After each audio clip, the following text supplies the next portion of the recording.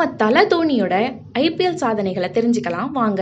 2008ஆம் ஆண்டு முதல் தோனி சிஎஸ்கே அணியை 5 ஐபிஎல் பட்டங்களுக்கு வழிநடத்தியுள்ளார். மேலும் 12 முறை பிளே ஆஃப்கள் மற்றும் 10 முறை இறுதிப் போட்டி வரை அழைத்து சென்றுள்ளார். சிஎஸ்கே அணி தோனியை வாங்கியதிலிருந்து அவர் ஒருபோதும் ஐபிஎல் ஏலத்தில் பங்கேற்கவில்லை.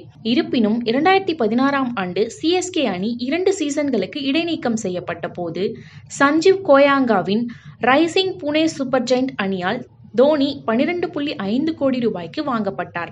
2016ஆம் ஆண்டில் புனே அணி கடைசி இடத்தை பிடித்ததால் அவர் 2017ஆம் ஆண்டு கேப்டன் பதவியிலிருந்து நீக்கப்பட்டார். 2018இல் சூப்பர் கிங்ஸ் அணிக்கு கேப்டனாக 3வது ஐபிஎல் பட்டத்தை வென்றதன் மூலம் MS தோனி ஒரு கசப்பான மறுபிரவேசம் செய்தார்.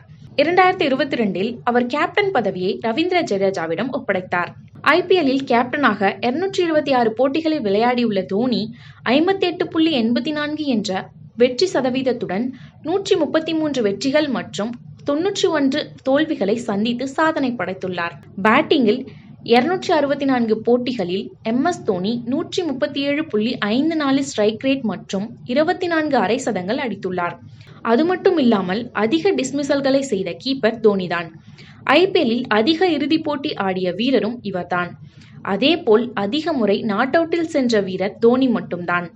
லாஸ்ட் ஓவரில் அதிக ரன்கள் விளாசிய வீரர் தலதான்.